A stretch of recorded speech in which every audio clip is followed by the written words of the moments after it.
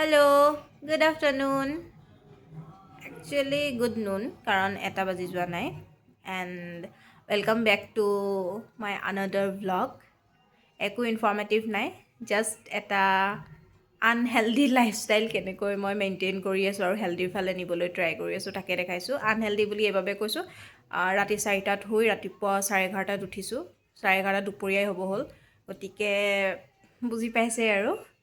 আচলতে মই নিজৰ মেমৰিখিনি ধৰি ৰাখিব চেষ্টা কৰিছোঁ আৰু গোটেই ৰুমটোত যিহেতু অকলে থাকোঁ, ওচৰে পাঁজৰে আছে মানুহ, গোটেই বিল্ডিংটোত আছে, বাট ৰুমটোত অকলে থকাৰ বাবে হয়তো কেতিয়াবা কি কৰিম কি নকৰিম লাগে। 10-15 ঘণ্টা ধৰি কেতিয়াবা মানুহৰ মাতেই নুশুনো, মই নিজৰ মাতটো মাতি পিনি চাবলগীয়া হয় যে অ'কে মাত এটা আছে এটলিষ্ট। গতিকে এনেকৈ ফিল্ম কৰাটোৱে চবতকৈ বেষ্ট উপায় বুলি ভাবিলোঁ নিজকে। It's me doing nothing. এতিয়া ব্ৰাছ কৰিম, দেন কমলা টেঙা আনি থৈছোঁ, কমলা টেঙা খাবলৈও মন গৈছে, বাট তাৰ আগত বাচন বাতি ধুই আজৰিও হ'ব লাগিব, কাৰণ কালি ৰাতি মই বাচন নোধোৱাকৈ শুই গ'লোঁ। আৰু এইটো ৰুমত থকা ছোৱালীবোৰৰ বাবে এটা কমন বস্তু হয় যে কেতিয়াবা বাচন বাতি নোধোৱাকৈ মানুহ শুই যোৱা যায়, আৰু বিশেষকৈ আমাৰ যোৰহাটত, কাৰণ যোৰহাটত ফ্ৰম লাষ্ট 2-3 months কাৰেণ্টটো নাই। মানে আমাৰ ফ্লাইঅভাৰকেইখন যিহেতু বনাই আছে আৰু সেইকেইখনৰ কাৰণে ডাবল শ্বিফ্টত মানুহখিনিয়ে কাম কৰি আছে, আৰু সেইবাবে আমাৰ ইয়াত কাৰেণ্টটো প্ৰায় ৰাতি 9:30 পৰা মানে কেতিয়াবা 9:30, কেতিয়াবা 10:30, কেতিয়াবা 11, আৰু কেতিয়াবা গোটেই ৰাতিটো থাকে। গতিকে তেনেকৈ মানে কাট কৰি দিয়া হয়। গতিকে উপায় নাই, কালি যিহেতু কাৰেণ্ট নাছিলে আৰু কাৰেণ্ট নথকাকৈ মোৰ পাকঘৰটোত মোবাইলৰ লাইটটো জ্বলাই পিনি থাকিবলৈ মানে অকণমান ভয় এটা লাগে। গতিকে এতিয়া ধুম আৰু।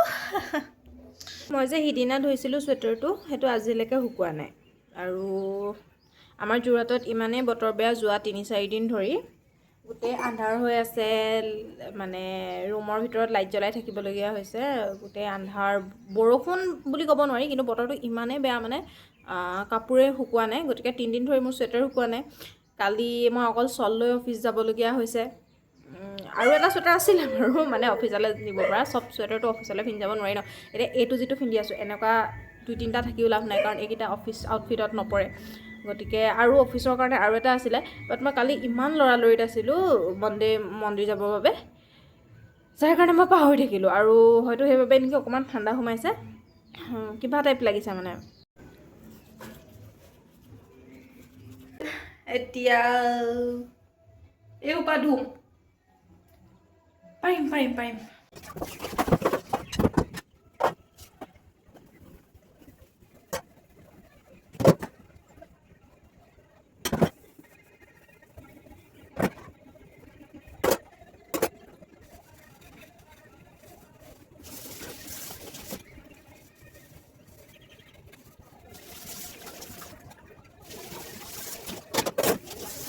লাগিলে দুপৰীয়া 1টাই বাজক, চাহ খোৱাটো জৰুৰী ফৰ মাই মেণ্টেল হেল্থ।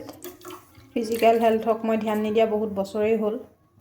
এই টেমাটো মই 19 টকাত কিনিছিলোঁ স্মাৰ্ট বজাৰৰ পৰা। কি কিউট! এই আগৰ দিনৰ অফিম চিচি টাইপ লাগে দেখিলে। মোৰ এতিয়া ইলাচি খুন্দি থকাৰ সময় নাই, গতিকে মই এতিয়া ইলাচি মানে এনেকৈয়ে দি দিওঁ আৰু ফালি পিনি। তো এতিয়া গাখীৰটো উতলোতেই চাহপাত দি দিব লাগিব।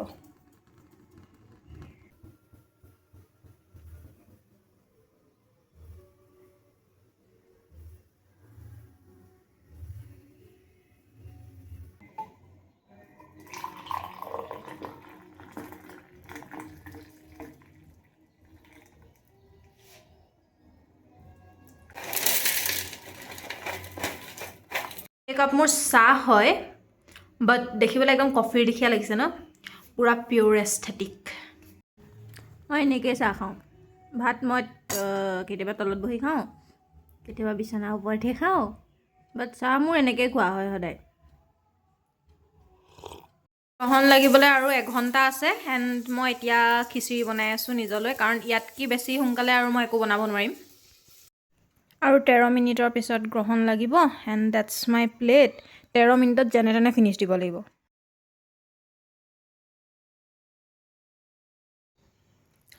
এতিয়া 3:20 হৈছে, আৰু মোৰ 1 মিনিটৰ আগত ভাত খোৱা শেষ হৈছে। মই লেজিত দৌৰিছোঁ পানী খাবলৈ। মই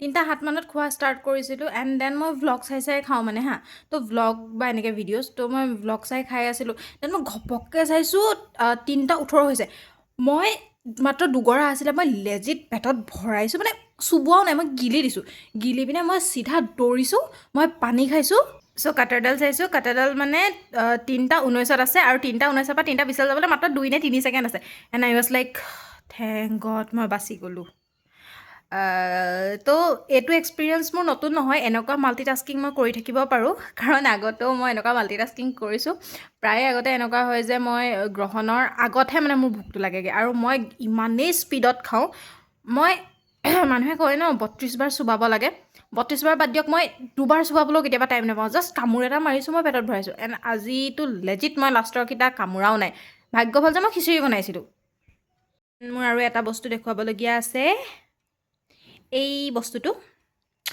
আচলতে মোৰ ষ্টলখন এনেকৈ গাত লাগি নাথাকে তো মই ভাবিলোঁ যে ষ্টলখন লাগি থকাটো জৰুৰী কাৰণ ঠাণ্ডাও লাগিছে বাট মোৰ জাম্পাৰটো পিন্ধিব এতিয়া মন যোৱা নাই তো তাৰ কাৰণে মই এটা টেকনিক উলিয়ালোঁ যে মই এটা ক্লাটচাৰ মাৰি থৈ দিওঁ এণ্ড তাৰ পৰা ভাবিলোঁ যে মইতো